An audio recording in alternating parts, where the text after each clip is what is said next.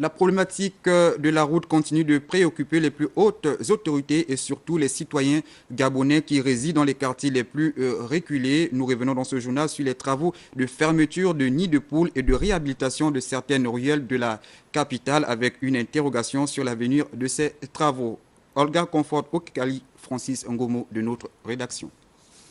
La route, facteur de développement d'un pays, aujourd'hui au Gabon est devenue depuis synonyme de désagrément permanent pour ce qui est de la capitale. En plus d'être étroite, sans accotement et avec des caniveaux non refermés, bon nombre d'artères de la capitale sont dans un état lamentable, laissant ainsi former de longues files de véhicules à n'importe quelle heure de la journée. Et c'est à juste titre que depuis plusieurs jours, l'État, par l'entremise du ministère des Travaux publics et donc certaines entreprises adjudicataires, s'attellent à refermer les nids de poules qui jonchent nos ruelles ou à réhabiliter les tronçons caillassés et plus du tout praticables.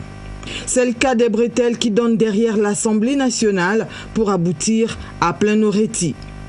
Mais à côté de ces quelques axes qui longent le centre-ville, il en existe bien d'autres, secondaires, voire tertiaires, menant à d'autres endroits de la ville ou à des quartiers sous-intégrés qui regorgent bien entendu un plus grand nombre d'habitants, mais toujours dans un piteux état. De l'ancienne Sobraga, Sotega, Cocotier, Dragage, Fin-Goudron, Abac-à-Terre, Bilonci, Montalier, Ozangué, Lépéka, la route de l'hôtel de la Canne, en passant par Cournam, pour ne citer que ces quartiers-là, les passages aux fins de déboucher dans les domiciles sont soit impraticables, soit inexistants dans la plupart des cas.